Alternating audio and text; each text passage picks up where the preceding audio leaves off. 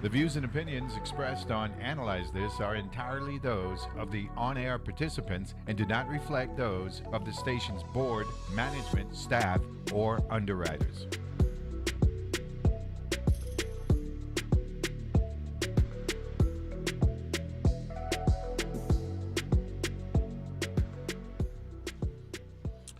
And good Wednesday morning, and welcome to another edition of Analyze This here on your NPR station in the U.S. Virgin Islands, WTJX FM 93.1 on your radio dial NPR in the U.S. Virgin Islands. Of yours truly, Neville James. Beautiful day in paradise.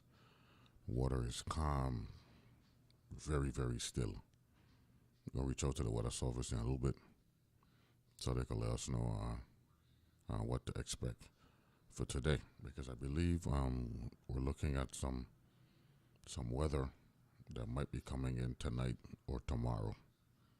So we'll call the weather service. By the way, the weather service, they say NOAA is one of the targeted agencies of DOGE. So we don't even know if our relationship that we have with the weather service is going to remain the same as it has been, which, in my opinion, for the last 4+ years, has been at an optimum level. Reaching out to San Juan and talking with all of the different meteorologists and letting us know what to expect. And for the most part, always on point. So we've got the weather service on the line. Good morning. Who am I speaking with? Good morning with Glorian Rivera. Glorian, how are you? I'm pretty good this morning. That's good. The weather is absolutely gorgeous up here. How is it in San Juan? It is. It's beautiful. Not much cloudiness across the area, but it's just beautiful. Blue skies. It's going to remain this way for how long? So it's going to remain this way until tomorrow. So tomorrow we're expecting an increasing shower activity across the islands due to the arrival of a frontal boundary in combination with a trough that's going to promote shower activity across the region until at least Saturday. So everybody who's planning to do activities outside, take this in consideration because it's going to be rainy and it's going to be humid the next following days. So the rain starts tomorrow or Friday? So we're expecting this activity to start tomorrow night and lasting through at least Saturday with the heaviest activity on Friday. Heaviest activity on Friday. Okay. Yes. And, so we're expecting this activity to produce some isolated thunderstorms across the region. So that's what we can expect through at least Saturday and continuing until Sunday. So we're gonna have a deterioration in the marine advisory? That too, we're expecting a northwesterly swell to arrive across the region tomorrow as well. Tomorrow afternoon, deteriorating marine conditions, and we're expecting seas to reach up to maybe 8 feet across the outer waters. So people navigating, especially in northern St. Thomas, northern St. John, they can expect those conditions to start deteriorating tomorrow, Thursday, with the biggest swell coming in on Thursday night into Friday. So and people planning to go into the beach this coming weekend. They can expect also a high risk of recurrence this weekend. So take that in consideration for all the U.S. Virgin Islands. Okay. Any Sahara dust anytime soon? No, right now we're not expecting traces of Saharan dust across the region due to the activity that we're expecting. So that's good at least. Okay, good. Glorian, thank you very much. Appreciate it. Thank you. Have a good day. You too. Same to you. That's Glorian Rivera from the Weather Service down there in San Juan. Apparently, the energy prices, the energy projects won't reduce the LIAC yet, according to our story that I'm reading here on a source, right? Advanced sustainable technologies gave the above update to the PSC concerning its waste to energy project on St. John. We like to look out for the St. Johnians here on this show, right? Commissioner David Hughes, he's a PSC commissioner, told the developer of a proposed waste to energy project on St. John that completing a project in the territory could be painful. And this is a Don Buchanan story, right? The history of the solar projects and energy efficient generators aired at the Public Services Commission on Tuesday illustrates that paying the Wärtsilä generators, which have been in the territory for over 3 years, have only produced electricity for a couple of months and are not running now. Water Power Executive Director Carl Knight told the commissioners that 2 Wärtsilä generators would be online this month and the other 2 in April. While contract disagreements and WAPA payments caused earlier delays, Knight said the present problem was caused by fuel pumps injecting metal shards into the generators. Even if projects are painful, that doesn't mean they don't get done. Solar project developers have been coming before the PSC for over 2 decades, and in 2014 a couple were approved and built: the 4 megawatt development at Spanish Tongue and St. Croix, and the 6 megawatt farm Estate Dunu on St. Thomas. Christian Loranga of Via Electron reported to the Commission Tuesday on 2 more solar farms that are larger and producing power to go to the Water and Power Authority. The Petronella farm may produce up to 10 megawatts of power, and the farm at Hogansburg may produce up to 12 megawatts. His firm is also working on a project in Estate Fortuna to be finished this year, and one on St. John that could be done in 2026. Jason Levescant made the presentation for Advanced Sustainable Technologies on the St. John Waste to Energy project. He said the project would alleviate the territory's landfill problems while contributing energy to the grid. He said that they were confident about an agreement for power purchase. He also said the price of energy it sells to WAPA is the central point that needs to be resolved. Alpine Energy proposed a waste to energy project in St. Thomas in 2008. The Senate killed it in 2010 when it refused to lease property to the developer.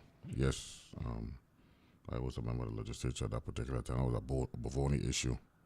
I think it had to do with a coker facility, right? The commission voted to approve electric LIAC, which remains at 22.2 cents per kilowatt hour, and water, which will remain at 9.53 per 1,000 gallons. The commission had heard a recommendation that the electric LIAC be reduced to 18 cents because WAPA fuel expenses would go down as the Wärtsiläs came online again. WAPA said it charged customers $139 million less than it should have to cover fuel costs in recent years. The authority also reported to the commission on the $30 million 4-year contract it awarded Itron to replace its failed advanced metering infrastructure, or AMI. AMI is supposed to allow the authority to remotely determine its customers' energy usage and bills. The system, originally installed in 2015, has failed, leading to WAPA estimating many customers' bills and many customer complaints. So, I had a PSC hearing yesterday, and these were the topics that were on the record. So, some projects slated for Fortuna this year. That's interesting. According to Malik Siku, Dong West, and that could be finished this year. And then one on St. John.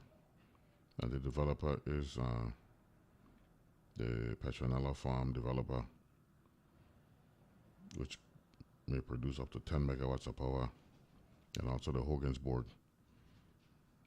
That's heading west down there in the Sunshine Mall area.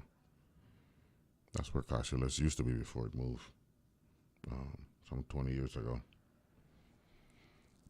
up to the St. Farm Constitutional area. So we'll see how that works out.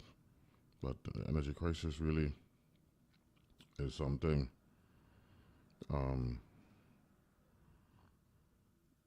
that we definitely got to address, man. It's been too long, and we been kicking a lot of cans down the road. I'm confident Carl Knight is aware of our problem and hopefully putting a plan together to reduce this albatross that has hindered a lot of things, to include fluid development. One thing about development, right? Companies don't last forever. Businesses come and businesses go, right? But you must have, in my opinion, right, a template that would make developers interested in wanting to invest in your jurisdiction, right? That's what it starts with, right? And if there's a energy cost that is so intimidating, for lack of a better term, clearly costly is what we're dealing with, right? Then you're struggling just to even get people to come here. Now, we already have a situation in the Virgin Islands where the cost of labor, comparatively speaking, with neighboring islands, because of U.S. labor laws, makes us, let me put it this way, undermines our competitive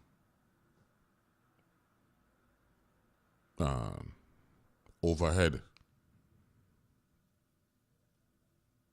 or paper overhead, on-paper overhead, compared to other jurisdictions for the same work. That's why we, have exemption packages in places, right? So that we could be competitive, notwithstanding the labor costs compared to the other islands, right? And that's just the law of the land. Can't really fight that.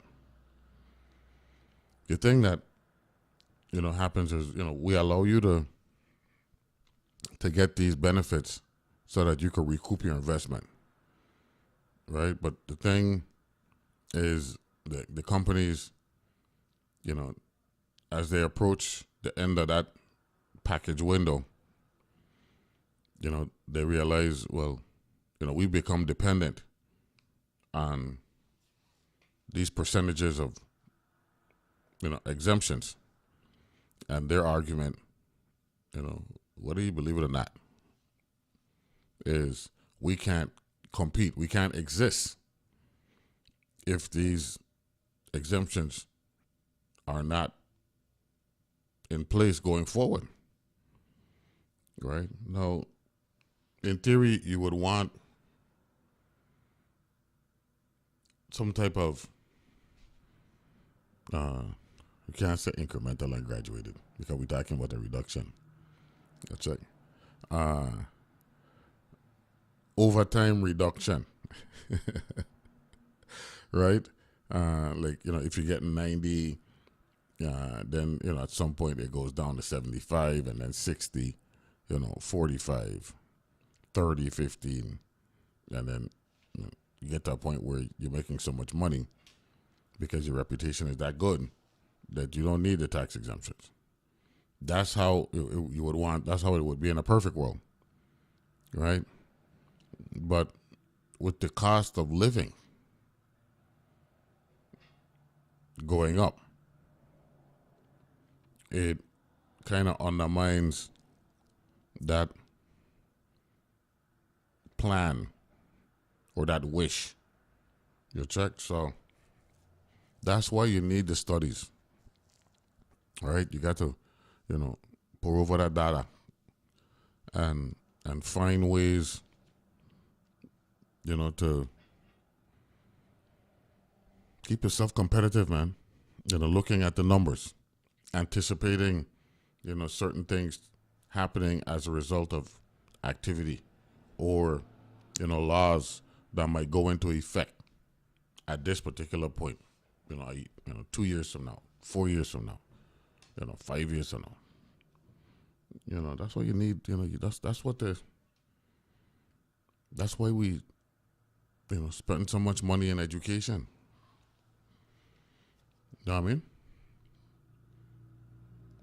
Can't be just guessing and going on hunches and all that stuff. No, there is a percentage of risk, that is associated with, something, we believe it's going to be this way, blah, blah, blah, and all that stuff. But you really should have some data to substantiate your decision making. So, and this energy issue that we've been dealing with for donkey years. And not only that, right? The reality is, we got to self-generate, our power. You're seeing what's taking place with the U.S. and Canada right now, right? Where there's a certain part of the Northeast. And we were there. We went to a conference in Quebec, a number of senators back in 2007, the Council of State Governments in Quebec City. And the premier, he was telling, the Americans who were there, right? Because it's a Council of State Governments, is a northeastern region running from, I think it now runs from Maryland to Maine, the provinces in Quebec and Ontario, Puerto Rico, and the Virgin Islands, right? And he was letting them know, if you guys need power, we're in a position where we could sell. And apparently it's gotten to that, right? This is 2007, we talking like July, all right? And now we're seeing this tariffs war, and it's impacting everything. Matter of fact, steel and aluminum tariffs went into effect at midnight, and Europe has reciprocated. So these are things that we got to keep an eye on.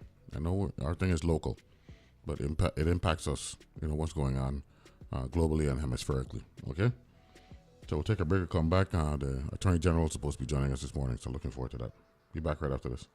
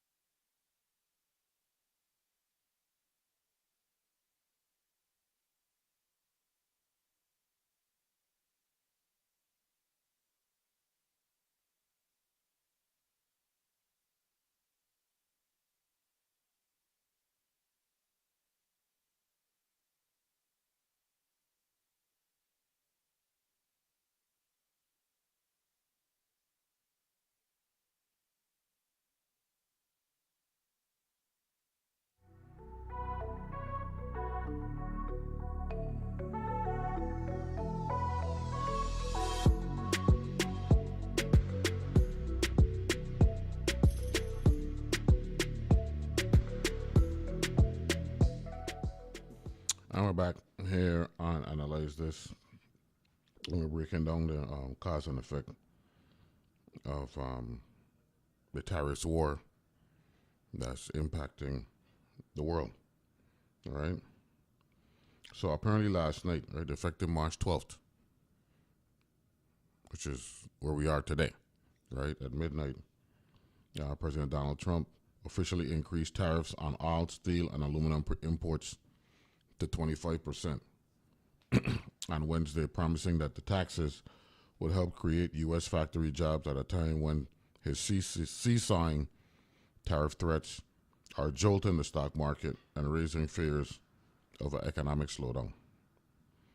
Trump removed all exemptions from his 2018 tariffs on the metals, in addition to increasing the tariffs on aluminum from 10%.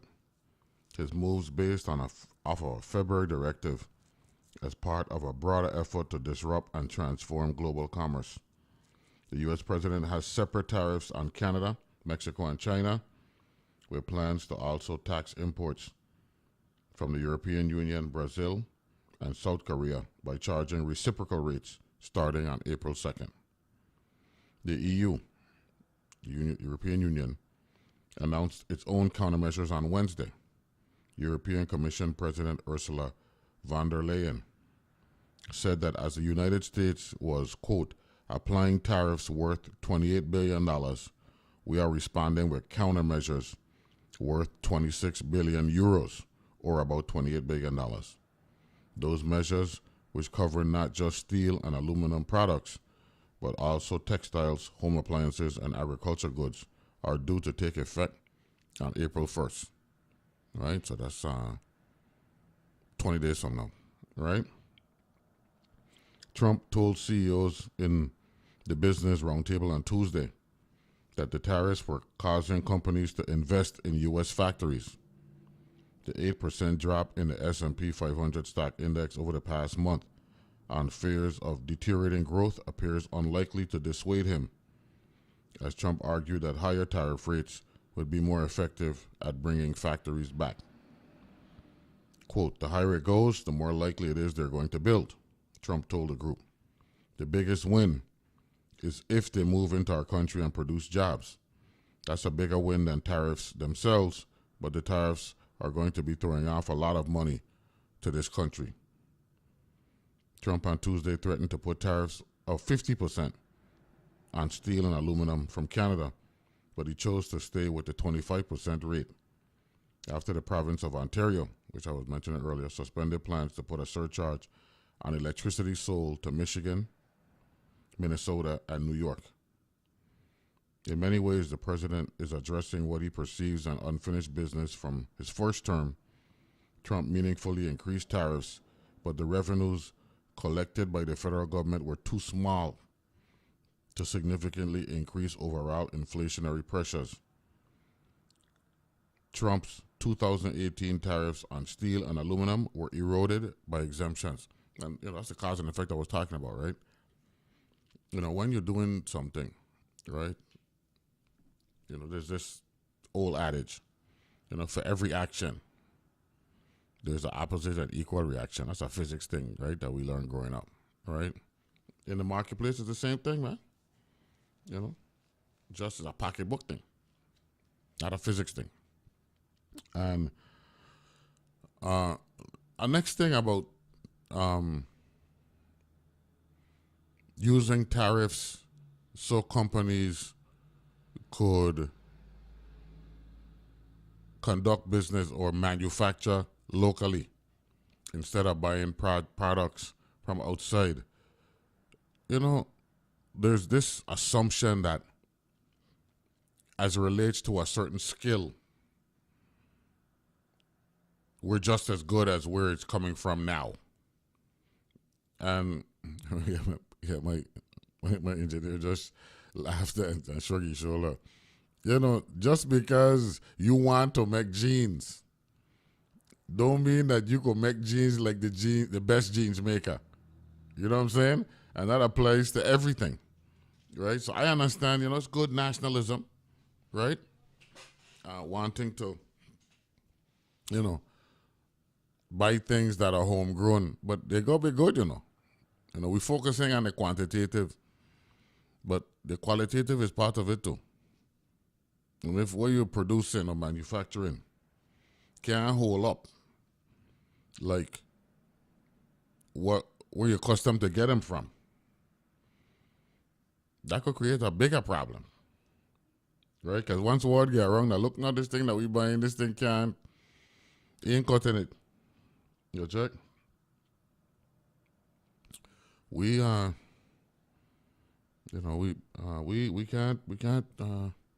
that void ain't no joke, you know what I mean? So I looking forward to seeing how this whole thing pan out, because there's one thing to make promises on the campaign, but there's another thing to deliver. And these are the things that, because performance, at the end of the day, and I spoke about this yesterday when I was talking with respect to the governor, the people like to throw around this word legacy and all that stuff, but perform. And the legacy speaks for itself. Check. It's like a basketball game. You might have a reputation to be a 30-point per game scorer, but the reality is, your reputation don't mean that you're starting the game with 30 points. You got to get to that. You check. Your legacy might be, that you're good for this amount of performance and all that stuff, which is okay. But it don't work that way. Everything starts from ground zero. So you got to, deliver the goods. And I'm paying close attention to this because people right now are, emotional, and they're going through some changes. And, as a sports junkie, you learn from the great minds, and they always tell you, things are never as good as they are on your best day, and it's never as bad as they are on your worst day. I always hold on to that, right? Nothing lasts forever. There's a middle ground there, and it's about putting together a nice foundation and diversification. That's the key. Not being reliant on doing the same thing over and over again. You check? Because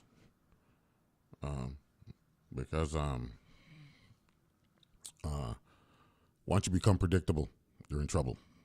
You check? It's my understanding that the Attorney General is somewhere in the building, so hopefully we could get him to come in as well.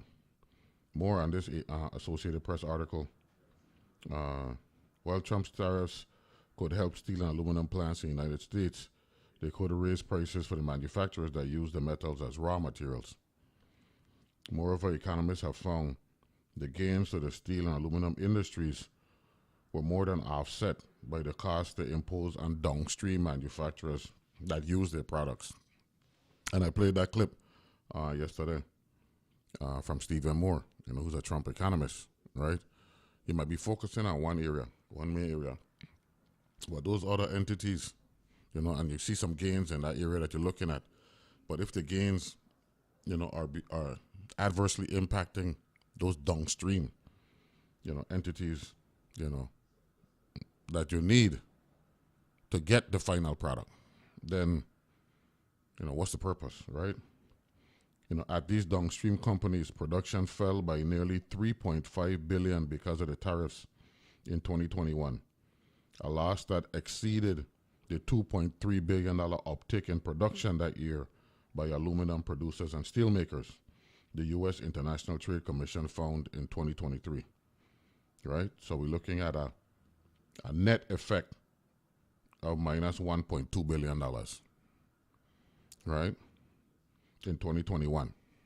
Tariffs generate $2.3 billion, right, but production fell by $3.5 billion. And this is math, right?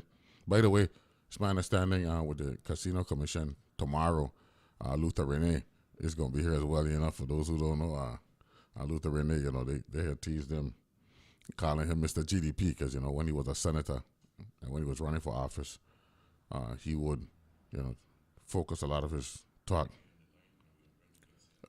about how we're impacted with certain things, right?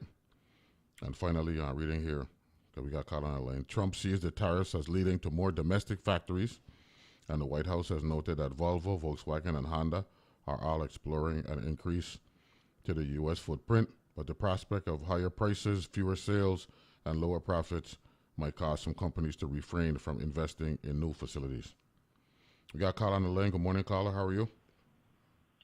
Good morning, Neville James. How are you, man? Morning, Kerry. How you doing?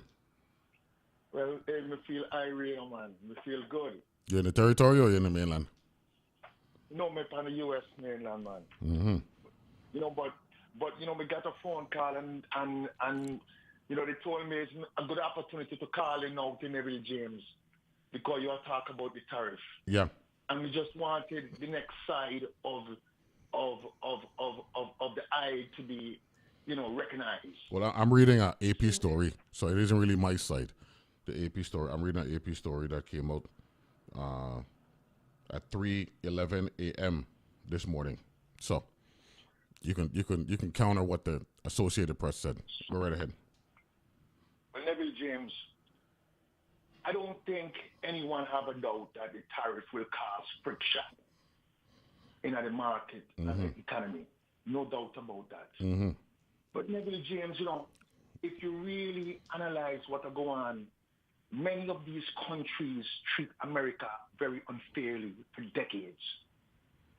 When you think about the EU, just an example, we accept them cars, but some of our cars, most of our cars, they don't want to accept in the EU.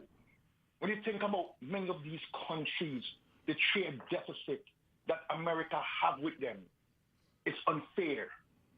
And everybody always talk about how great empire fall and all kind of things. Now we have a president who don't want our empire to fall and who want to adjust so things could be more impartial.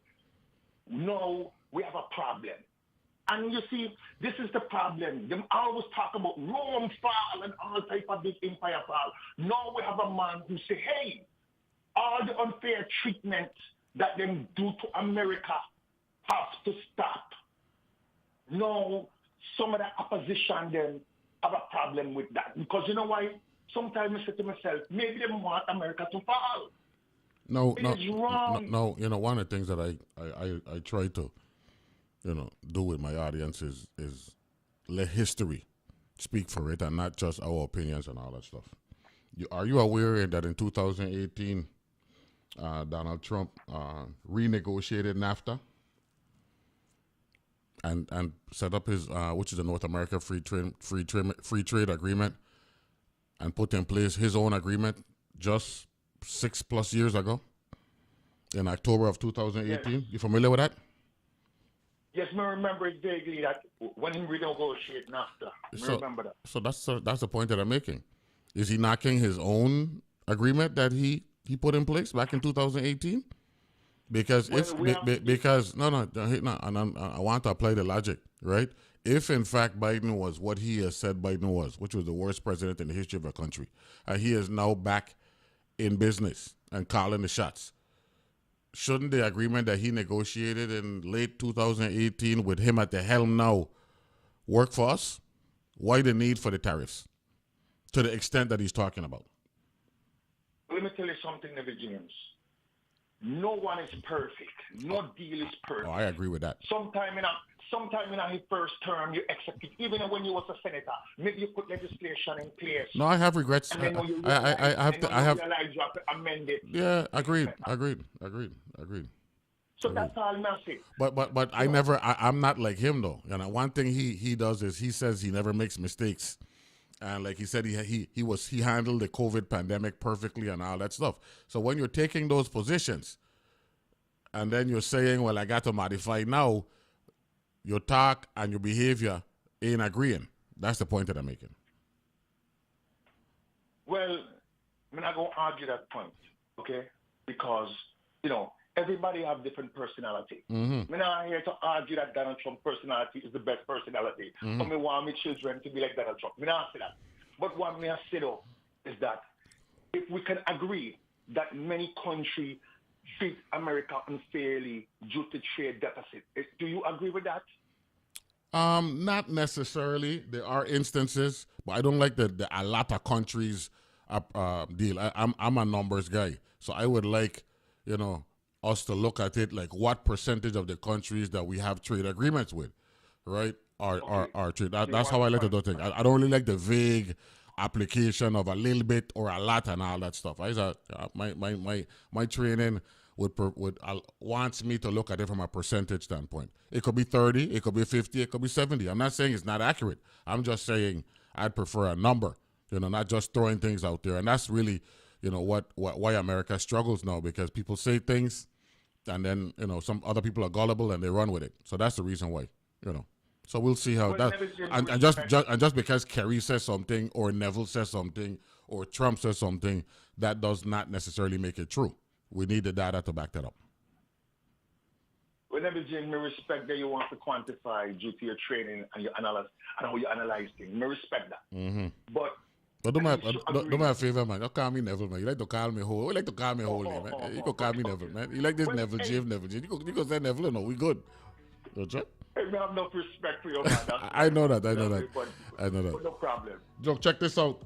We got the Attorney General coming on right now. He's in the studio. So let me make sometime next week.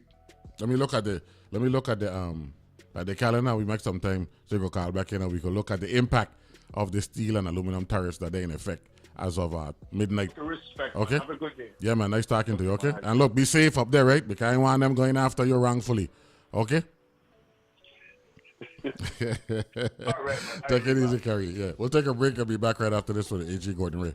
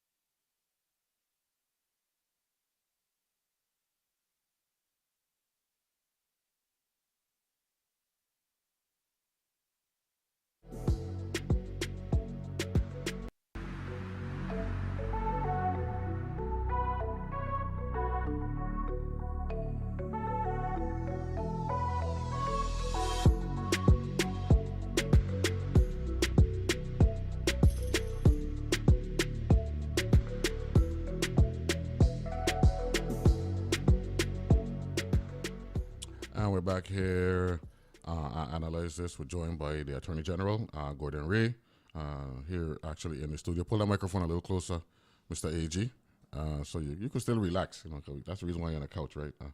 I'm a shrink, you know, so I got you on the couch, literally and figuratively. How are you? I'm very good. Thank you. Looking forward to talking with you today. Yeah, man, glad to have you out. I think you were on because you had made a presentation at the forum. Yes. And that was Civil War or Malcolm X? That was Civil War, but I had just published a book on the first African American soldier to ever be commissioned as an officer in the U.S. military, and so I did a talk on that. Okay, good. That was Pennsylvania, right? That had to do with Pennsylvania. You're originally from Pennsylvania, fought in the Civil War, and was a major leading figure in Reconstruction in the South. Wow, that's awesome. So, first of all, I'm glad to have you here. Who is Gordon Ray? For those who don't know Gordon Ray, and listening to you, listen to us, hearing you for the first time and Analyze This.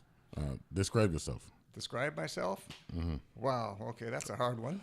Originally from where? I'm originally from Tennessee. Oh, really? Right. You're a volunteer? I grew up in Oak Ridge, Tennessee, which is a fascinating place. It's where the atomic bomb was made. Wow. That place, along with Los Alamos. Okay. And it was a spectacular place to be a kid in because it had scientists and people from all over the world. And so I grew up with Christians, Muslims, Buddhists, Jews, as well as with people who were black, brown, yellow, you name it. They had a diverse representation at Oak Ridge? Totally. Why so? What was it about Oak Ridge that in the 40s and 50s that it was the demographics was diversified like that? Well, because it was a science community pretty much. Okay, well, it's where the bomb was made, and so there were scientists from all over the world. Wow. And since it was a federal enclave rather than a state operation, it was integrated. Okay. And so all of the different races, backgrounds, cultures mixed totally. Okay, it was good. a fascinating experience to grow up in. So you were born in the volunteer state, but you graduated from the Hoosier state. You went to Indiana University. Went to Indiana University for my undergraduate work, and actually I went in there first as a music major because I was a drummer. I played with a lot of rock and roll, jazz bands, and was interested in becoming a musician. But after a few months as a music major, I realized there were a lot of people who were better than me at that. So I shifted over to academics. Who was your influence, musical influence growing up? Oh man, I listened all the time to old McCoy Tyner. I mean, you name it. Right. All the jazz greats of the 50s and 60s. Wow, that's awesome. And after you went straight into law school. No, you did a master's in history at Harvard. Yes, right. After I graduated, I went to Harvard on right into Harvard after you graduated from IU. Yes, on a Woodrow Wilson Fellowship. I was a history major and did my master's there. My thesis was on U.S. policy in Laos during the 1960s, which was right before the Vietnam War. Mm-hmm. And but after I finished, got my master's degree, I decided I don't think I want to stay in academia at this point. Okay. I was interested in trying something new, and that's what first brought me to St. Croix. Okay. So the first time you came to the Virgin Islands was in the late 60s or early 70s? Late 60s. In 1968, I joined the Peace Corps, and the Peace Corps had its training camp for the Africa program, which is what I was in. At Beck's Grove here on St. Croix, Phyllis Peterson's property. Yeah. And so I was 2 months on St. Croix doing the training for the Peace Corps, and then 2 months in Ethiopia. Okay. And then in the early 70s, you went back to law school, went out to Palo Alto? All right, went out to California. I worked there after I got back from Africa. I worked in Palo Alto. Well, let's talk a little bit about Africa. Where in Africa? Sure. I was in Ethiopia. I was 1 year up in the highlands of Ethiopia in Dessie, which is about 300 kilometers north of Addis Ababa.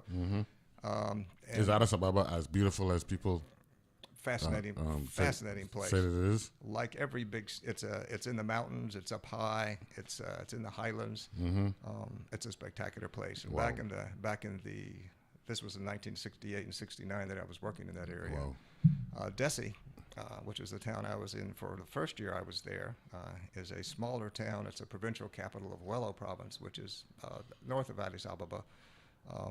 Fascinating place.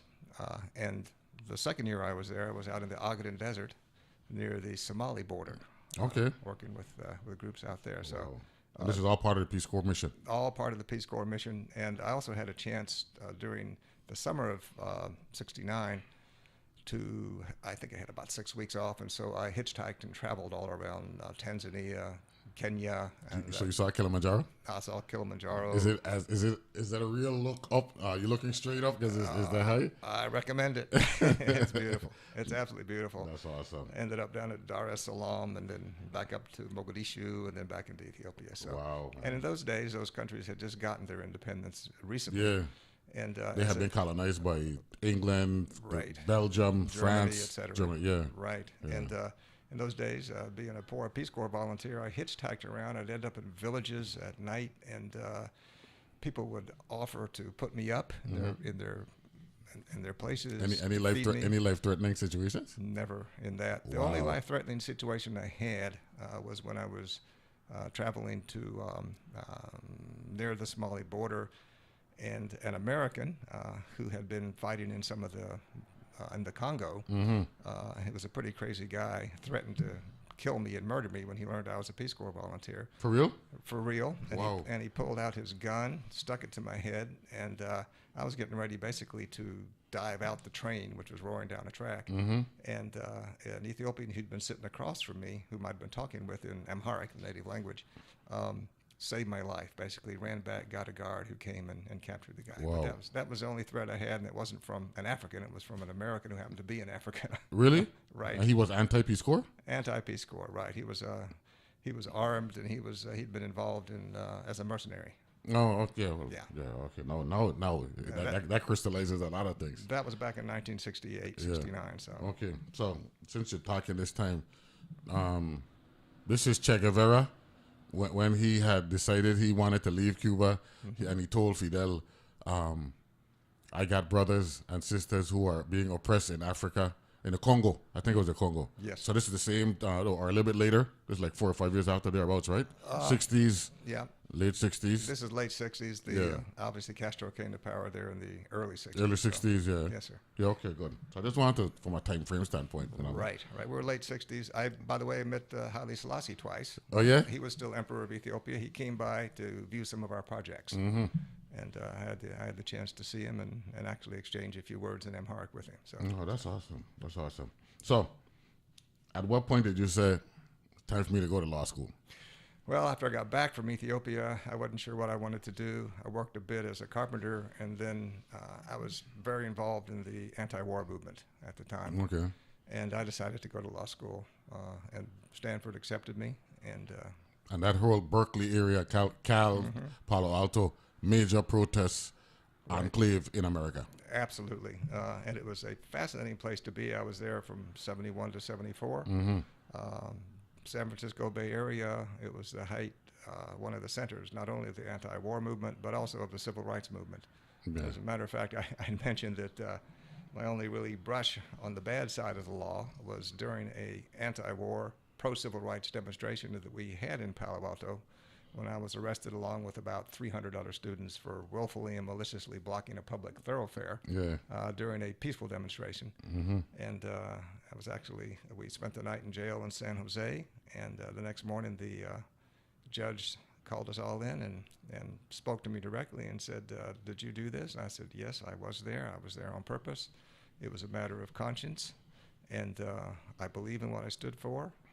And he said, case dismissed. That's what I'm talking about.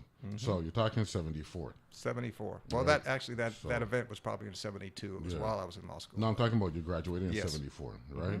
Yes, sir. So you're about 28, 29 at this point, right? Right, early 20s. Mid-20s, you're right. Yeah, right. UCLA was dominating college basketball at the time, right? Yes. And the reason why I bring this up, I've been a UCLA fan all my life, but Bill Walton, right, the big redhead, right? Oh, yes. He was of the same mindset like yourself, anti-war, right? He was big with that, right? He was. And that was the state of California for the most part, right? Led the charge, and then of course we had the situation in Kent State and all that stuff, right? Precisely. So this was a very turbulent time for the country as a whole. It was both anti-war and also the civil rights movements were really reaching their zenith during this whole time frame. Yeah, I like that term, zenith. We have a table talk on Mondays with Rocky Liebert and Dux Cole. So when we hear certain certain words we always lock them in. So I'm gonna use Zenith on Monday when the boys come back in. I might mention when I was in law school, I had to work to pay for the thing, but one summer I got a job back in St. Croix because I remembered how much I loved it down here when I was with the Peace Corps. This is 71, 72, or 73 summer. Summer of 73, the Fountain Valley trial summer. Okay, yeah. And I worked for that summer with the Isherwood Coleoni Law Firm on St. Croix and got to know. Because that incident happened in September of 72. Yes. Yeah. And the trial was in 73. I was able to attend some of the trial, but also got to know pretty much everybody in the Virgin Islands bar, at least on St. Croix at that point, and made lasting friends that have lasted to this day. Judge Young was the judge then, right? That's right. Judge Young was the judge, and of course the stars of the bar were people like Almer Christian and and of course we had Winston Hodge, Albert Sheen, Edgar Ross. Of course, Edgar Ross was that whole set. Vern Hodge. Vern Hodge was big. Yes, we could go on forever, right? But these are stalwarts, though. You know what I'm saying? That's what we're talking about, right? Like yourself, right?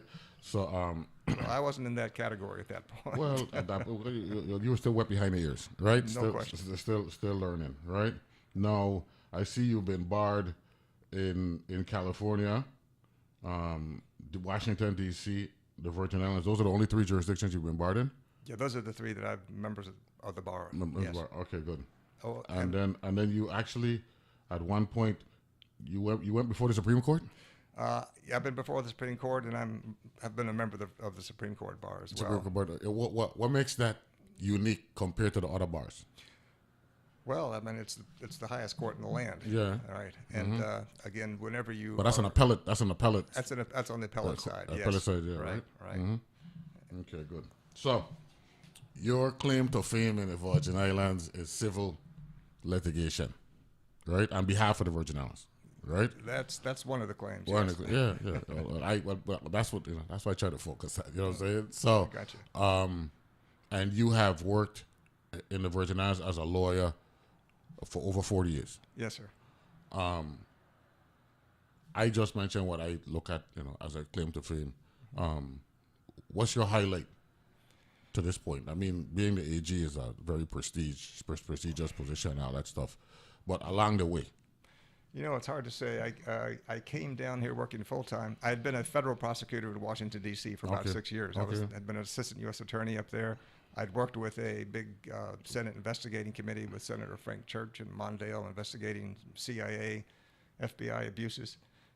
And I came down in 81 as a special assistant U.S. attorney. It was a federal prosecutor here. I was going to ask that time. So that's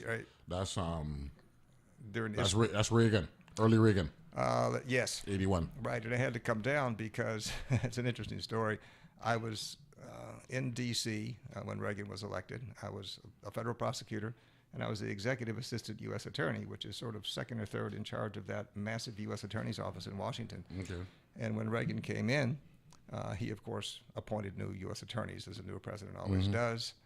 A gentleman that he appointed, Joe DeGeneva, had been my Republican counterpart. Oh, yeah?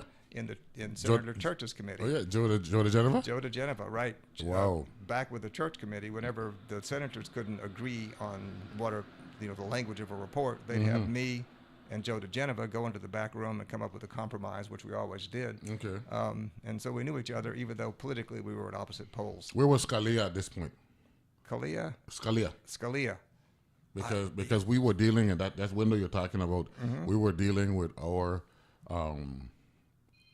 Judge Gash had ruled in our favor for the excise taxes in 78, right?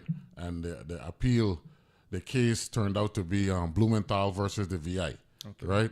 And that ruling didn't come down until 81. And this is around the same window. And Scalia at the time was a big lawyer for the Reagan administration, right? At that time, never met him. I really don't recall much about him from that time frame. Yeah. But Vern Hodge had won the case. They had won the case on our behalf before. But in between, by the time they had appealed it, he had already transitioned to being the chief judge at our territorial court. That's what it was at the time. You know what I'm saying? Right. I remember. So a lot of things were going on at that time. It's very fluid. very fluid, very crazy time. And so when Joe DeGeneva was appointed as the new U.S. attorney by Reagan, he called me in and said, Gordon, you got to step down because I want my own people to be running this office. I said, great. And he said, what would you like to do? And I said, well, there's an opening down in the Virgin Islands. They need a special assistant U.S. attorney. Wow. I've been down there before. I know a lot of people there. So you're a Democrat. You're on the Democratic. You're on the blue side. Yes. And he's on the red side. Right. But he respected you so much that he had to let you know, look, I got to do what I got to do, but I'll send you down. And I'll tell you the funny part. He sent me down. I was a special assistant down here in the islands. And every few months, Joe DeGeneva and his wife, Vicki Tenzin, came down. Would come down and stay with me for a day or two. Man. So back then, there was, even though you were on opposite political sides and had a lot of differences, you could still be friends. Let me ask this question. Upon coming to the Virgin Islands, did you see the American paradise that it was labeled at? Yes. Upon first impression? Yeah, my first impressions of the islands back in 1968, the refinery had just opened. Yes. 2 years. Right. Yeah. It was a very fluid place. In many ways, it had a lot of feel of Down Island because a lot of the older culture was still in place. So we're talking with the one and only Gordon Ray, currently the Attorney General for the United States Virgin Islands. We'll take a break. Be back right after this, and we're also going to be joined at some point by the Commissioner of the IPD. Yes, he's flying down. I think he'll be here in the next few minutes. Okay, good. So we'll be back right after this.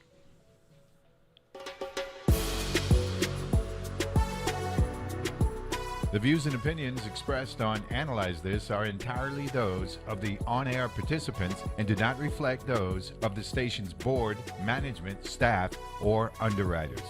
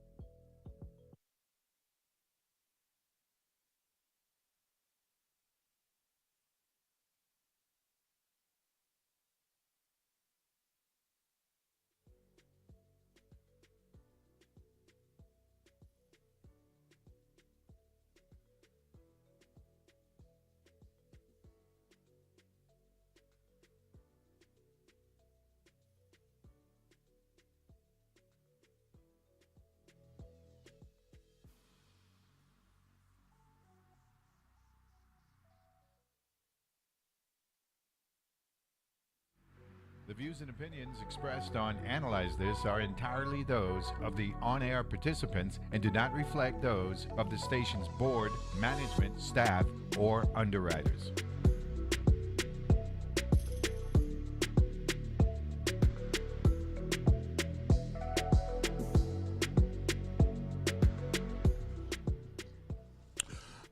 So we're back here on Abalyze This. We got Mr. Gordon Ray, even though it's spelled RHEA. It is pronounced Ray, right? Now in the Virgin Islands, this is your last name is a name that we use for a lot of ladies. We say Rhea, you know what I'm saying? Well, it's that way pretty much across the country. Yeah, and I can tell you whenever it's a last name, it's pronounced Ray. Yeah. But when it's a woman's first name, it's Rhea. Oh, Rhea. Okay, so we're good with that. You're comfortable with the conversation, where we're going, all that stuff? Because the audience, typically they like to get a feel, right? Sure. So the journey to get you to the couch is actually as important as what you're saying while you're on the couch with my audience. So I hope you're comfortable with that. I appreciate that. Yes, very comfortable. And by the way, I just wanted to mention to you, I learned something this past Monday, March 10th, and that is that's your birthday. Yeah, man. I got up there. It's my birthday as well. What? Yeah. I was born on March 10th. Let me shake your hand, man. Let me shake your hand. You're a good man in more ways than one. You know what I'm saying? So happy birthday. Thank you. Now, I may have a few years on you. A little bit. But, yo, this is awesome, man. I like this. So. But you were asking about the highlight. Again, being a federal prosecutor here for about 2 years was very important to me. I tried a lot of big cases. But explain that whole process, because you said the Geneva came to you and said, and that's the protocol, right? Yes. You got a change in administration. You want people around you who you're comfortable with. Exactly. Right? So he recognizes your skill, and he's, you let him know, look, I used to live in the VI.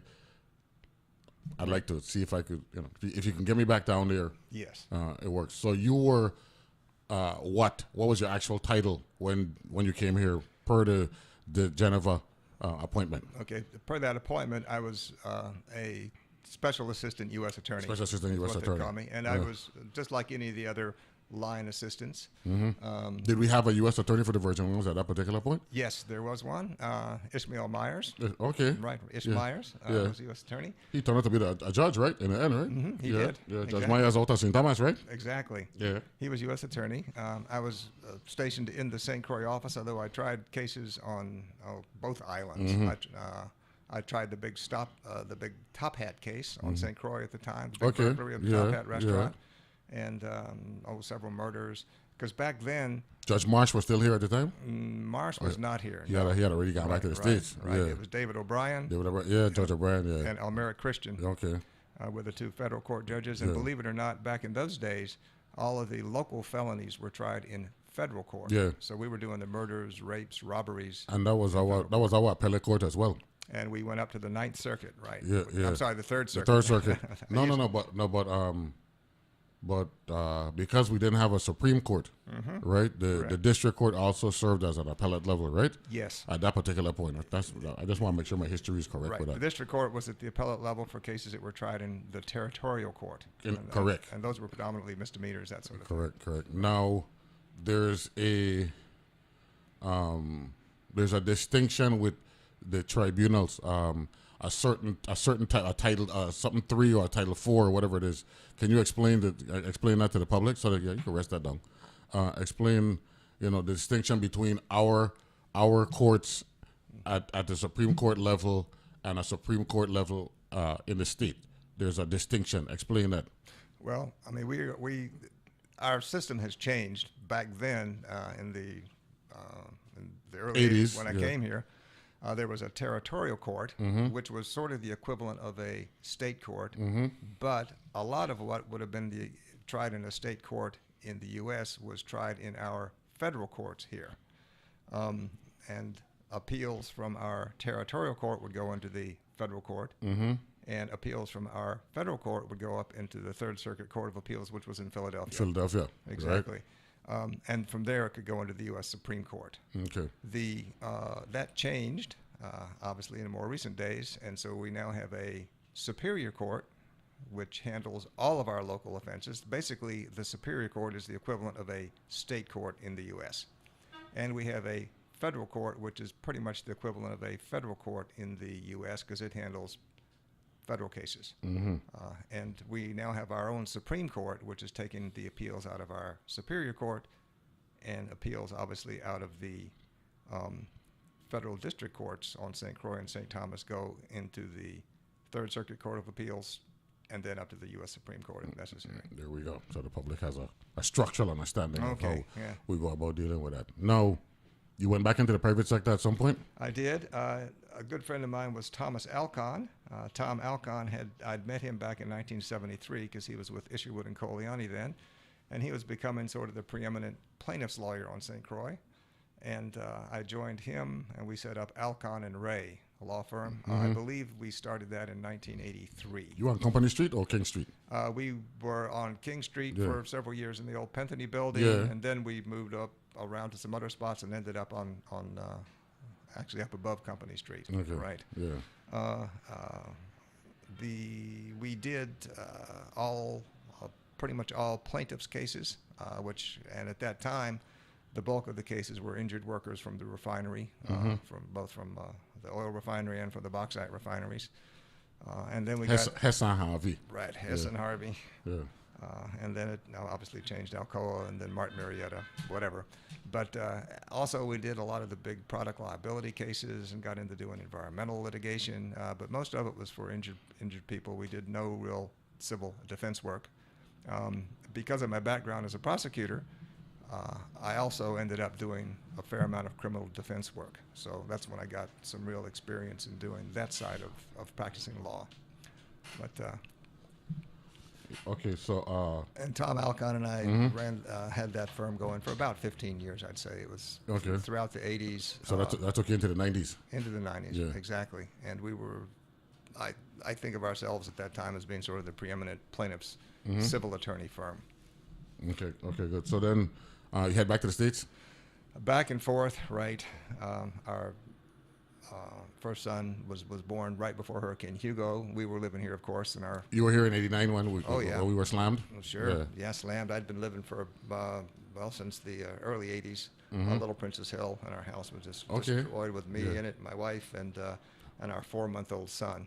Wow. It was a scary time. Yeah, man. I know you remember those times. Yeah, man, yeah. But we were fortunate. We had a concrete roof. Oh. So we didn't experience the trauma that a lot of people devastated. But you were in Little Princess Hill, so you were exposed. We were exposed right there, just above Wapa, and we actually survived the storm largely by putting mattresses on top of us and that sort of thing. It was unbelievable. Wow. Yeah, How long it took you to recover? Physically? Well, physically, I stayed. I know there. mentally, you probably a certain type of howling wind could get you to remember, that particular night, that particular experience. It comes right back. Yeah. Yep, there's a certain level of PTSD, I think, associated with that. Yeah. But we didn't have electricity for many months. It feels like it was 6 to 8 months. We couldn't live in that house anymore. My wife was ultimately able to get off island with our infant son. Because, as you know, the airports were closed. I mean, nothing. You couldn't move, and we finally were able to put it back together. But we started living part-time in the islands, and then part-time in the States. Okay. When did you get into writing books? I got into writing books because I had been into history for both my undergraduate and graduate work. I always loved writing. And I began writing books in the 1980s. My first book was published in 1994, and since then I've written 8 books. Wow! Congratulations! I do a lot of historical work. Generally, I work with university presses. Okay. And the bulk of the books that I've done, actually all the books I've done, deal with the U.S. Civil War and Reconstruction periods. So that is 1860 to 78. Thereabouts. Now, but in reality, the Reconstruction actually lasted long beyond 1878. That window is the defined window. Yes. But I try to tell people this: Reconstruction was not just an 18-year or 20-year window. No, as a matter of fact, it's still going on. Yeah, that's right. That's right. So because I have Malik Siku, he joins me on a regular basis, and we share historical perspectives, what have you. As a matter of fact, we actually have a Fulbright scholar that's going to be coming on Friday. He's from South Africa, and he's lecturing at Lincoln University. So he's going to talk about life in South Africa post-1990 when apartheid was eradicated. I guess whatever word you want to use. De Klerk at the time was the prime minister. So we're going to break that down for our on Friday. Now, let's get to the gig that you're dealing with now, because I'm sure the public wants to know, right? How does the Attorney General adjudicate or process all that stuff associated with crimes that come before the people of the Virgin Islands? Well, that's a big question. Yeah, well, you got a big gig. That's true. Yeah. That's true. The Justice Department obviously is covering the whole territory. It's one department, and there are about 160 employees. Territory-wide. Okay. We have basically 13 main divisions. People are familiar with the criminal division, obviously, which handles criminal offenses on both islands. On all three islands, basically, or even more, on the whole works. Yeah. We have a center in St. Croix and obviously one on St. Thomas that's covering St. John and Water Island as well. In any event, we have this criminal division. We then have a civil division, which represents the government both in its suits that it brings or in suits that it defends against. We have a Solicitor General's division, which handles all the appeals, either criminal or civil, for the government. And then Mac Davis used to be the Solicitor General at one point, right? Right, Pam Tepper is right now? Is right now and has been for a while. They also handle advice to all the different departments, and they review contracts done by all the different departments. It's massive. Then we have a lot of other divisions that people I'm sure have never even heard of. We have one called Mafuku that looks at issues involving Medicare. Okay. SORNA, which handles the sexual offender registry and related issues. We have the paternity child support division, which does the kind of work you would expect it to be doing. The list goes on. I could spend quite a bit of time. This is talking vast. About it. It's vast. We have the medical examiners unit. I mean, it just keeps going on and on. Who's responsible for the coroner? For the coroner? Yeah. Structurally. Right. Okay. Structurally, and it's very strange. In most places, it's usually the Department of Health. Here, it's the Justice Department. That's why I asked that question. Exactly. Yeah. And so we are in charge with overseeing the morgues, the medical examiners, and obviously we do that in conjunction with the Department of Health and with the police. Okay, good. But upon arriving into, have you worked in the Attorney General's office in the Virgin Islands before at any point? I never had worked here before, but my 6 years as a federal prosecutor in Washington gave me a good background in that, and during on a much larger scale. Larger scale, and also during the last 2 years I was in that office, I was, as I mentioned, the executive assistant U.S. attorney, which is basically running the office. So I'd had some experience with that, and my style of management is to listen to people. To invite people to tell me what's going right, what's going wrong, and do you have any ideas about how we can make it better? Upon arriving, you started April, May? I started in May. I think May 20th was my start date of 2024. And upon arrival, what jumped out at you as an area of priority that you wanted to address and get it back to flowing?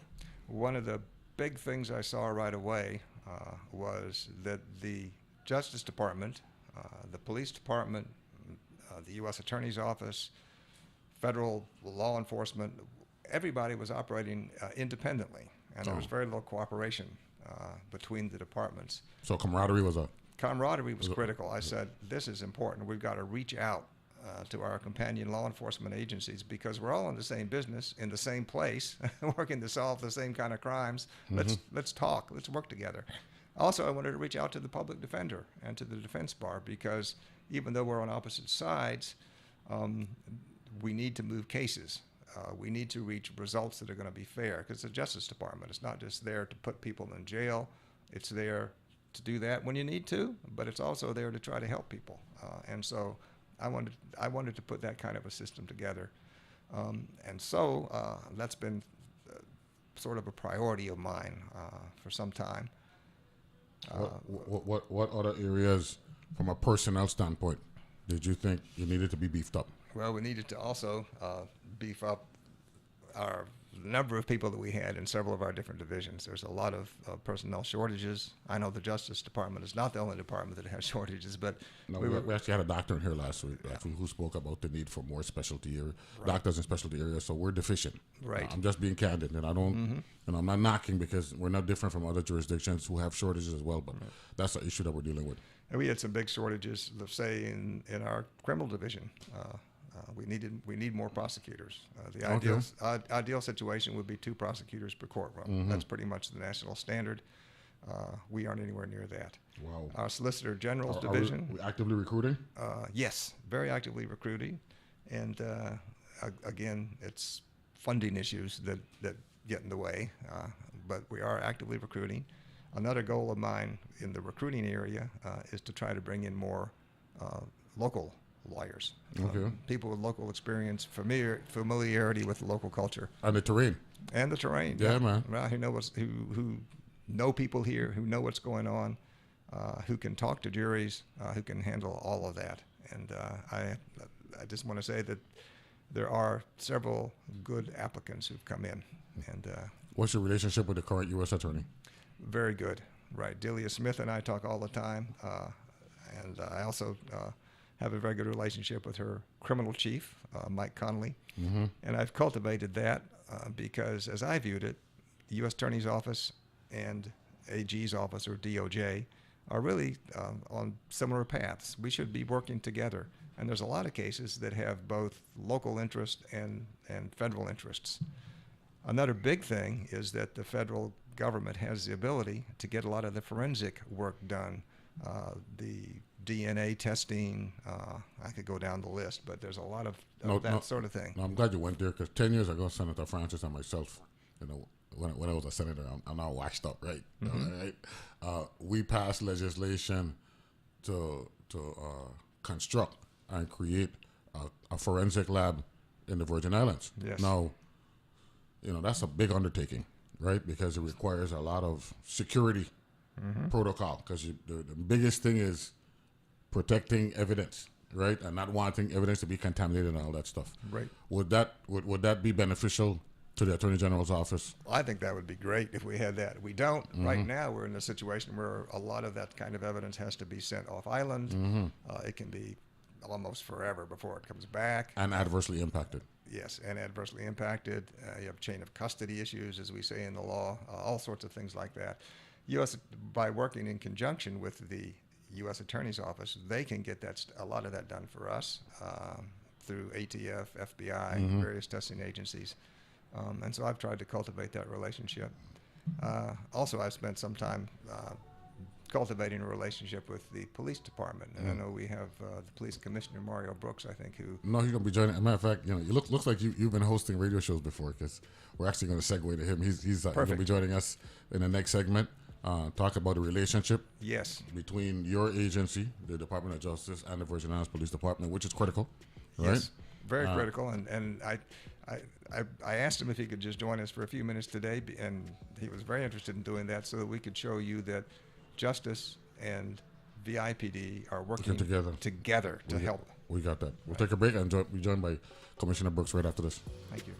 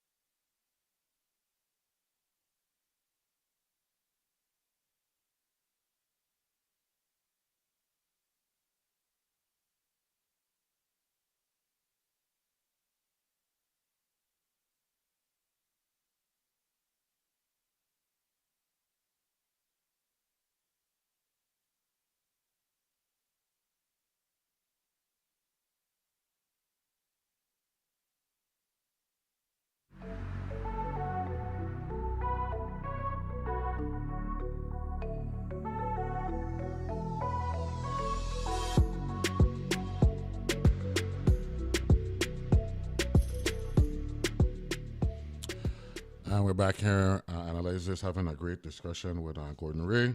We did the history thing. Now we're talking about, his administrative responsibilities with the Virgin Islands Department of Justice. We got the commissioner on the line. He's not on the line yet, so we're waiting for him to call in. By the way, one thing about my audience, right, which is the strength of the show, they like to, correct information. Apparently, Judge Myers is from St. John, not St. Thomas. Okay. Ishmael Myers, right? They say East St. John, and they believe John's Valley out in that area out there. So Judge Myers is St. Jonian. I think that, yes, I think that is correct. Yeah. I knew him well. He was based in the office on St. Thomas. Yeah, well, that's where it was. Yeah. Right. Every time I visited with him, worked with him, and no, that was me. I was the one who said St. Thomas, not you. So okay. They were correcting me to let me know. Even though he was working in St. Thomas, he's of St. John. Right. Okay, good. We're now we got the Commissioner Mario Brooks joining us on the line. Good morning, Commissioner Brooks. Welcome to Analyze This. Hey, good morning, Mr. James. How are you doing? Good morning, Attorney Rare. Listening public, Virgin Islands. Good morning to you. Glad to have you on. So Mr. AG, talk about why it's critically important for Department of Justice and the Virgin Islands Police Department as executive branch entities to be working for the most part in lockstep. Right. Well, first, it is absolutely critical. One thing that surprised me when I first came onto this job back in May of last year was that there was very little communication going on between the prosecutors and the police. But yet the police are the people who are out there investigating, who make the cases, and who bring them in. When I worked in Washington, D.C. as a federal prosecutor, the style there was as soon as the case was brought, the police and the prosecutor would get together, they'd go out, visit the crime scene so the prosecutor could learn what this was all about, where did this happen, understand all of that. It was a working relationship. I didn't see that here, and that really surprised me. They were like independent agencies, but yet we were doing the same, solving the same crimes. And so I reached out, and when Mario Brooks became commissioner, he has been extraordinarily helpful because he has the same vision, and that is we need to work together. And so what we've been doing, we talk frequently, and we've put together a system where our prosecutors and the police actually sit down at the same table and talk with each other and start talking about here's what's working, here's what's not working, here's how we can fix it. And we're looking at streamlining a lot of our systems, our case intake system. I'm also very interested in having prosecutors, when there's a major arrest taking place or a major event taking place, to go out there. And I'm setting up a system for doing that so that there can be a prosecutor on the scene. Again, that was the kind of system I was used to in Washington, and it works so well. I'd love to see it in place here. And I think that's one of the things that Commissioner Brooks can explain. But the bottom line between our relationship is we're working together. And we believe that that's the way that we can both be most effective.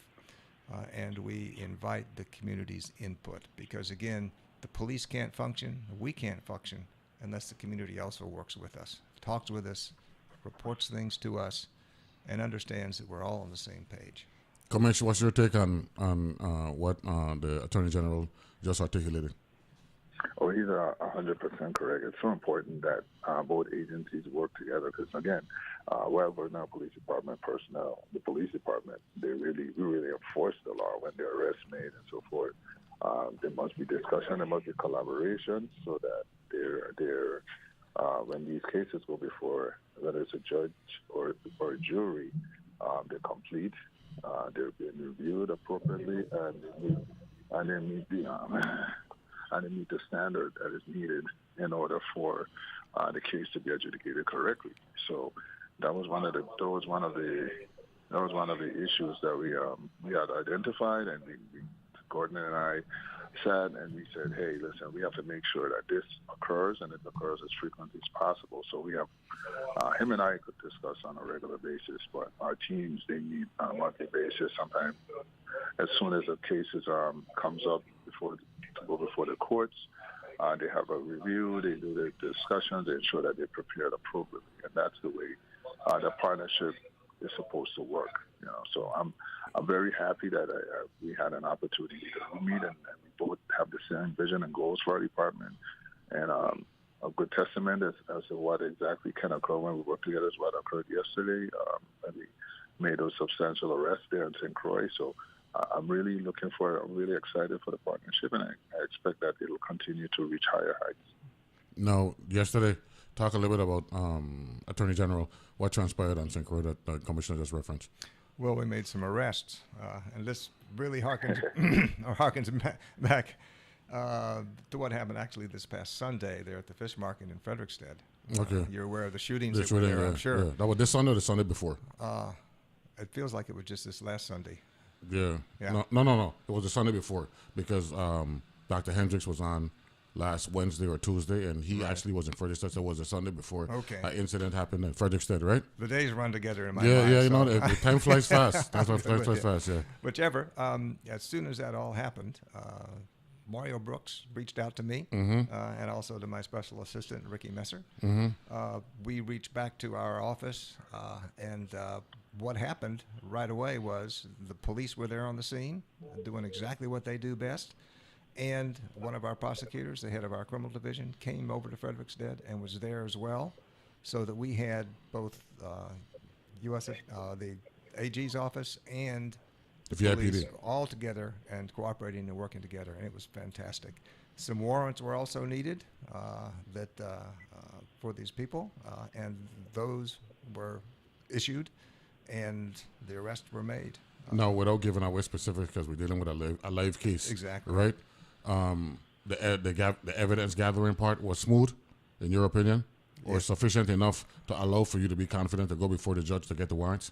Oh, yes. And the warrants actually related to some earlier crimes committed by those same people. No. Right. So these are habitual offenders based on how you're seeing it right now? Yes. Okay. And it's an ongoing process. Yeah, so we can't get into details. I don't want to underline or marginalize the case. You know what I'm saying? I got you. And okay. I can't really talk about the details for those reasons. Yeah. But the big point is that police and us, we're working as a team, and this is what we can do, and we do that, and both myself and Commissioner Brooks are committed to this working relationship. Commissioner, based on what you're seeing now, generically speaking, you're confident that once this moves to the judicial branch, that the arguments on behalf of the government, based on what you have, substantiate what you did yesterday? Yes, definitely. And again, that's the beauty of working together. We were able to conduct a review to ensure that we had the necessary amount of information and it was credible enough to warrant getting those warrants. And once we received those, then the next thing was just to execute, which we did. And very proud of the way the team operated. They executed expeditiously, safely. We were able to make those arrests. Those individuals are currently incarcerated. So, but this goes a perfect example of what we can do, to Gordon's point, when we work together. And we have to ensure that our community remains safe. And the only way we can do that is to work together in an expeditious manner. I'm a firm believer in moving with a sense of purpose. I know after that situation occurred, there was a cry in the community. There was nothing being done. But believe you me, the wheels have already started to turn on our end. We had already spoke, like Gordon mentioned. I gave them a call and said, hey, we got to work on this. This has to be addressed immediately. And this is a perfect example of what we need to do so we can get it done and we can show the community that working together is investment, the best interest of everyone in general. And that's what we did. Our teams got together. They reviewed all the evidence that they had collected. And by all means, that was pushed forward. We got the warrants approved, and then it was just to execute. Within a short period of time, within 72 hours of getting those warrants approved, we executed. We executed expeditiously. I'm very proud of the IPD. I'm very proud of the office of the way we move together, and this is an example of what we'll be doing going forward. So my message to the criminal element is this is what will be happening to you. You have wanton disregard for public safety. You put the community lives in danger. VIP and DOJ will do our part to ensure that we get you off these streets. Now, let me ask this question. The underlying issue in the Virgin Islands, Mr. Attorney General, Mr. AG, Gordon Ray, is guns in the territory. Way too many guns for a small community like ours. I think we had a successful, buyback or whatever it was with Senator Johnson and Senator DeGraff, both former police officers, now senators. What can we do, Mr. AG, and then Commissioner Brooks, to address how guns get into the territory? The criminal element now, and they're actually in the assembly business. They're so smart now that the guns ain't coming in whole. They're coming in parts, and they're doing what they got to do. Well, there's several different levels that it can get dealt with. One level is obviously the legislative level, and we've been strong supporters of some legislation that has been being passed. There's some more that's coming up to cover a lot of these problems. For instance, there's the issue of ghost guns. I don't know if you're familiar with that term, but articulate for the audience. Right.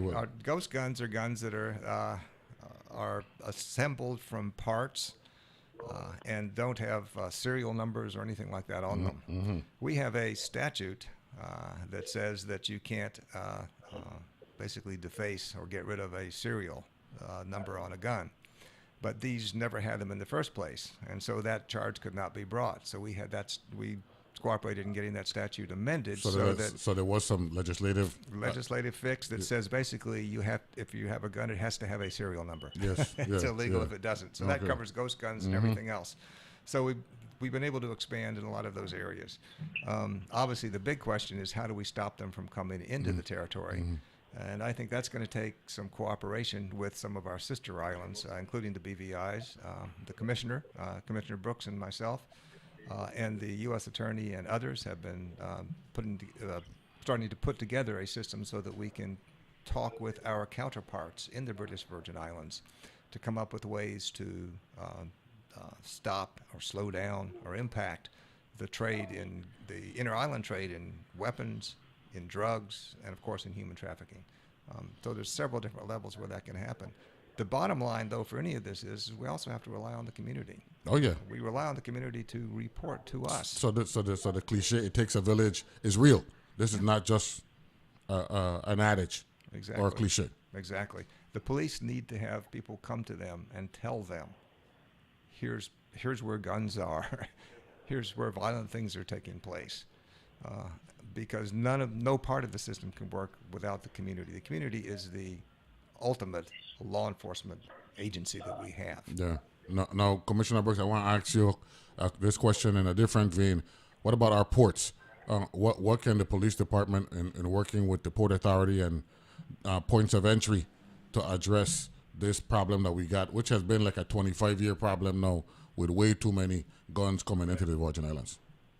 So that's a very good question. So we've already moved in the direction of progression working with the ports. So to the Attorney General's point, there was a law that was implemented. It's been on the books for quite a while relative to the importation of firearms and having to declare them upon arrival.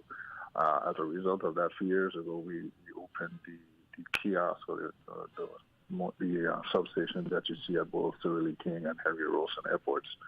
And they're there for a reason, because the law specifically stated that, upon arrival with a firearm, you had a period of time to turn those firearms in.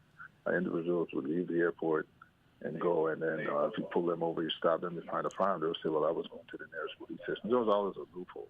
Now there's none. The law is clear. We have a substation at the airport. If you're coming in with a firearm, you're supposed to declare that firearm right at the airport. We have the mechanisms in place to take control of those firearms, and when you declare them, they're transported to a firearm division where they are processed. And if you're a licensed owner, then by all means, we go through the process, and then your weapon is released to you based on DI law. But if that's not the case, then we take the next steps. That is for the main ports of entry as it stands right now. Of course, we know there are individuals that do bring them in. I can attest that we've had several situations where individuals were brought in multiple firearms, and we've had to utilize the law and deal with those situations as they occur. What it made the issue that Attorney Ray is talking about is when they're bringing imported illegally or they know how to smuggle in, and that's where we work along with our federal counterparts. We have several initiatives that we work along with the federal counterparts at the airports and at the seaports, and that they identify those firearms and we identify the individuals who are bringing them in, and we make the substantial arrests that are coming in. The issue also is, and he talked about the manufacturing of firearms. So that's where we work along again with the federal our federal counterparts, because what you mentioned is it's not only bringing those illegal parts in, it's actually mailing them, and they come in through the mail service. So we work along with the postmaster, and we identify those parts when they come in, and of course we confiscate them. It's an investigation. I won't go too in depth with it, but let's know that we've made arrests with individuals who have mailed or ordered parts, and those parts came in. And of course, through working along with the postmaster, we've been able to make arrests in those areas as well. But there's always that loophole. There's always that area that we may miss. And those are the areas where we ask the community, if you know something, you let us know, you give us a heads up. But, it's lessons learned. So if something gets by, we figure it out. If there's law that needs to be implemented, we take it to the Senate. We ask for implementation of these laws or addition to what we currently have. And then we once those have been passed, now we have that law to help us enforce and address those areas. But again, it all comes to working together, cohesion. And we can't do that without the conversations, without meetings. So, and that's where Gordon and I do our part. Commissioner, I want to thank you for joining us this morning. Looking forward to getting you back in the studio at some point in the near future. Okay, the carnival coming up, right? So we set up something for April because we want a incident-free carnival for 2025. Yeah, we prefer for carnival. But let me throw this right in quick. Again, you mentioned the gun buyback. It was successful this very past Saturday at St. Croix. We did it. It was very, very successful. I'm very impressed and happy with the community in the St. Croix district. Okay. They came and they showed up, and we collected some substantial firearms. Okay, we're going to a break. Hang on there, right? And then I'll excuse you when we come back right after the break. Okay. We're talking with Attorney General Gordon Ray and Virgin Islands Police Department Commissioner Mario Brooks. We'll be back right after this.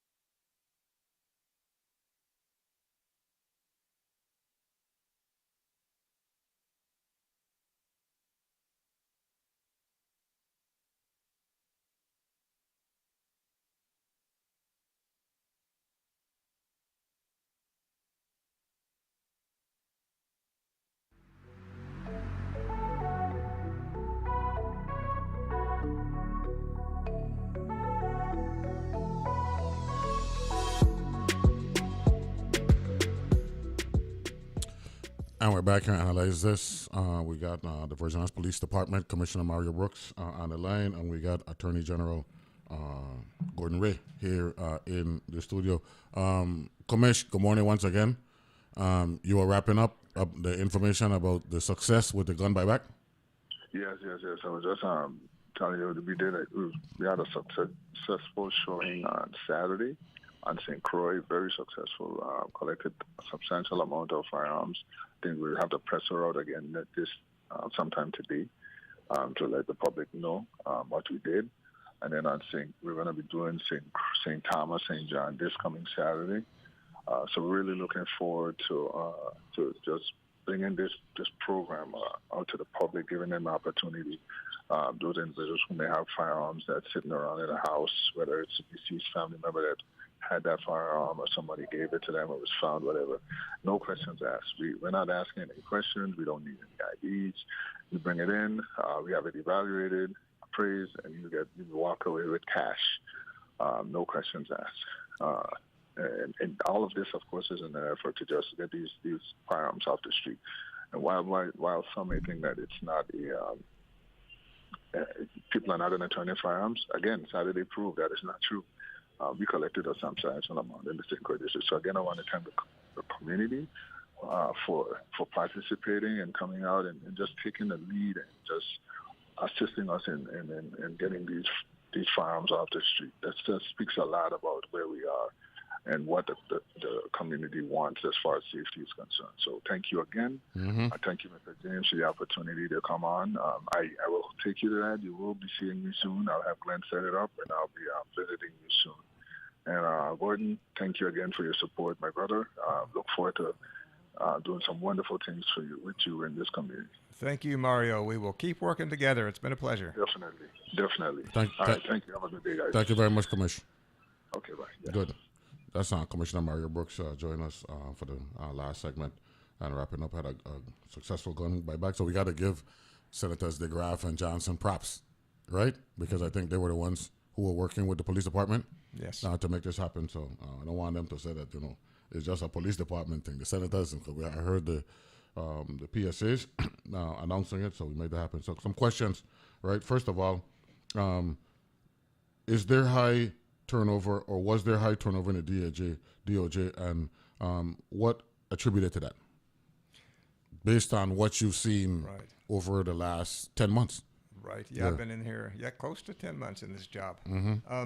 The turnover, I wouldn't call it high, but there has been turnover, yes. But doesn't that come with the territory? That comes with the territory.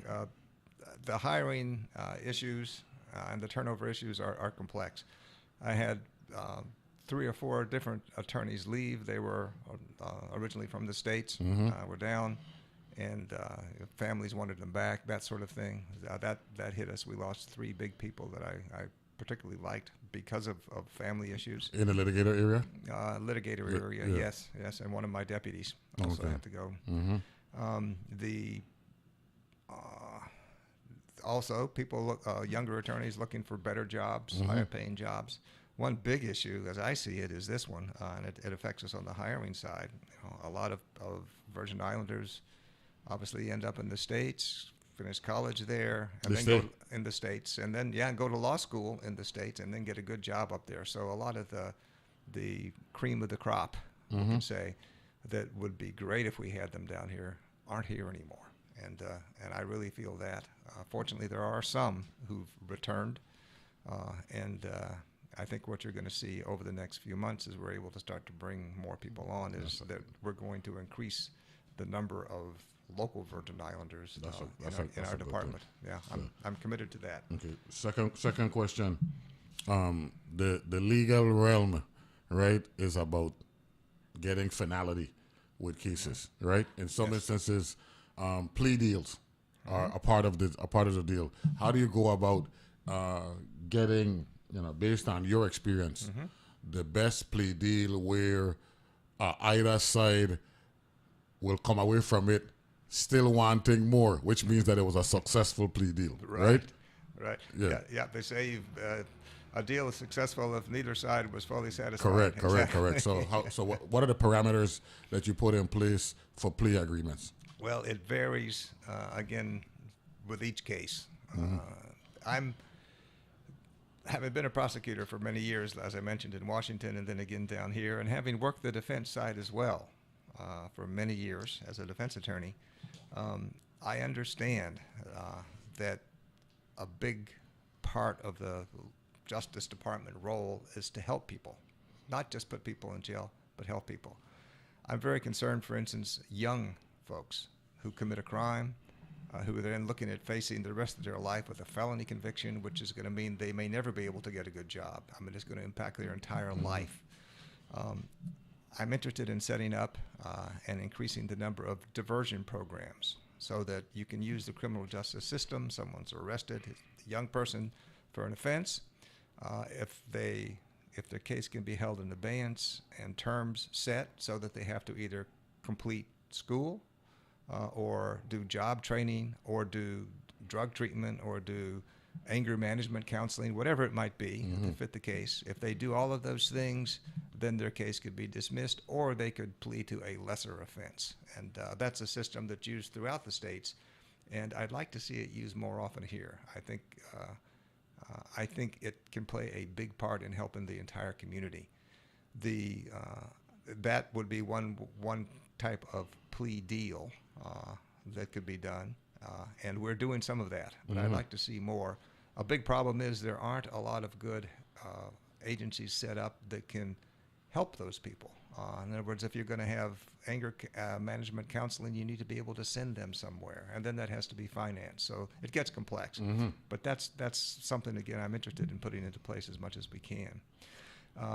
If you have, let's say, a murder case, and that's one that you'd obviously want to prosecute where jail time is likely, and I know, because that it gets reported every time, is that we often have to dismiss those. The question is why? Why would a prosecuting agency do that? Well, it has to do with evidence.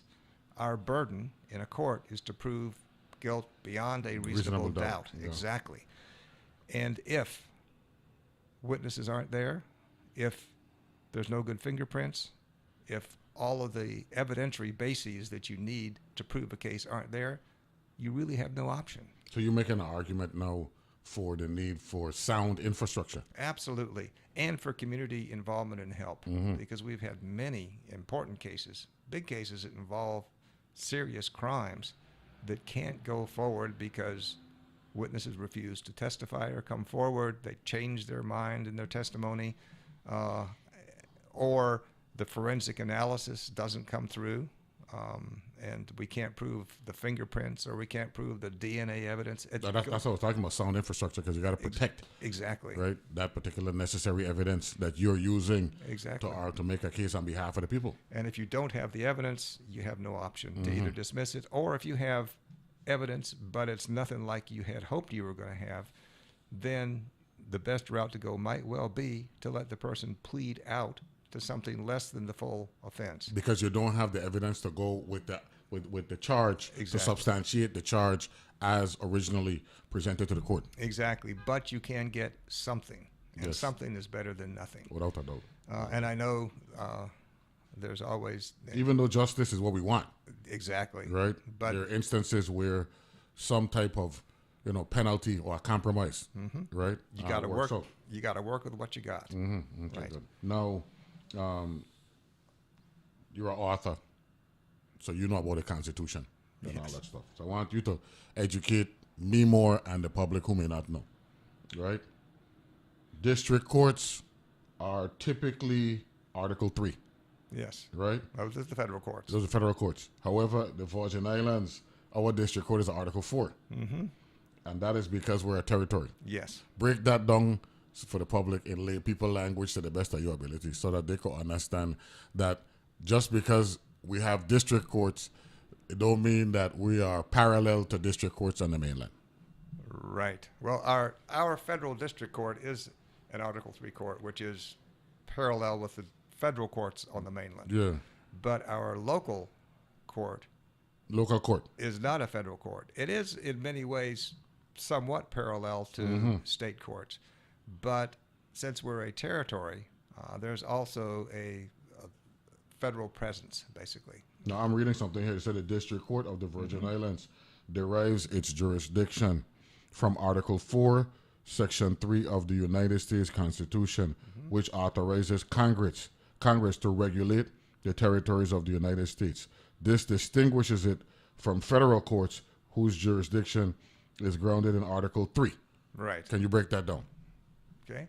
Well, again, our local courts, right, are based on that Article 4 power that you're talking about. They're Mandate, right, and that's how they're set up. Our federal courts are very much like the federal courts in the states, but slightly different. And we could do a whole article on that. Yeah. So there is a distinction because we're a territory, and Congress has control over territories, unlike states who have their own constitution and part of the union. Right, and there's that gets important in a lot of different legal areas. I don't want to get too technical, but the fact that we are a federal territory and not an independent state raises a lot of issues with respect to, say, double jeopardy. We're not two separate sovereigns.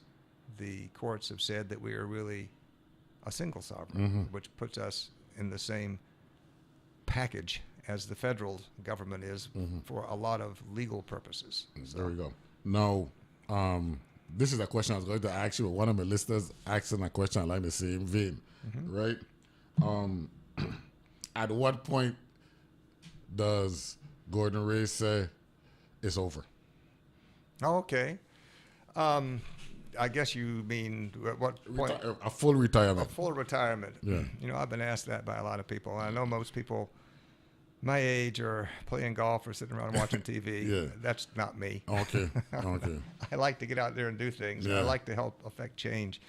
I view this work, this job, being Attorney General, as sort of a culmination of my legal career and of my work life. This is crystallizing everything to this point? In your opinion, you see it as a crystallization? I do, and I see this as a big opportunity that I've been offered to give back, to help to do some positive things. And I think, as I've mentioned, I've always been sort of a do-gooder all my life, and this is a chance to really try to do just that. If I could help over the next almost 2 years until the end of the governor's term. 22 months to be exact. Right. Okay. If I can help to make the Justice Department do the things that a Justice Department should really do, with cooperating with the sister departments, bringing in good personnel, a lot of other things I'm interested in seeing it happen, I would feel like that would be the culmination of a legal career, and I would be extremely happy. Well, let me dovetail on that then. Well, have you identified the next Gordon Ray? What I do after that? No. Have you identified a successor, or those who have the capacity and the ability to be the next Attorney General? I have not specifically identified someone, but I would be more than glad to help. Do we have, in your opinion, do we have that potential here living in the Virgin Islands right now? Yes, I know 3 or 4 people. I don't want to. No. Don't count on them. I'm just saying that because I want to reaffirm to the public that, and this is something that I do on a regular basis. We have historically shown that we can hold our own with anybody. I mean, let's look at the history. Alexander Hamilton come all the way up. I mean, it speaks for itself. So you're confirming here today that we have it among us and within us. It's about us bringing it out. Yes, I confirm that. Okay, good. No question about it. Okay, good. And I just wanted to mention one other thing on my own part, that I don't have any other political aspirations or anything like that. I'm not looking at being an Attorney General as a stepping stone to something else. I'm looking at this as sort of a culmination of my legal career in which I can help do some good and positive things. And if that all happens, then I will be extremely happy. If you had a message for the young people now, what would you tell the young people of the Virgin Islands right now? I would tell the young people of the Virgin Islands that this is a fantastic place. It's a place, though, that needs a lot of work, and we could spend some time talking about all of that. And obviously law enforcement and justice is one of the areas where it needs a lot of work. But my advice would be jump in, stay here, and do the work. And be ready that there's going to be setbacks, There's going to be criticisms. There will be all sorts of things. But don't stop. Push ahead. You coming back so we could talk about you as an author? I'd love to. Now, the Stephen Swales thing, which is personal for you. Yes. And Wallace Williams sent me a photo, and he said, attorney, what's his name? Wilfredo High Hell, you mentioned. High Hell, yeah. He actually was presenting a workshop at the Florence Williams Library at one point. So he was talking about Stephen A. Swales, a black freedom fighter in the Civil War. And he said, is in tune with the fact that my great-grandfather, a slave, fought for the Union Army out of Kentucky, and he's buried in a special cemetery in Dayton, Ohio right now. So this is personal for my audience as well. Absolutely. You know what I'm saying? So we want to make sure that we get you back in here so we could talk about you, Gordon Ray, the author, and not our Department of Justice #1 man. It was nice to have you here today, man. Nice to see you, and looking forward to talking with you again sometime soon. Thank you very much, and I give best wishes to yourself, to the listening audience, to everybody else out there. So thank you, sir. And thank you, staff. Oh, definitely. I have a fantastic staff. Okay, good. We got it. That's Gordon Ray, and of course, Mario Brooks joined us as well. Great conversation today. Looking forward to talking with you tomorrow. The Casino Control Commission coming in, along with Amina Salim with the new dialysis center that's opening up here in Mid-Island. Talk to you then. Bye-bye.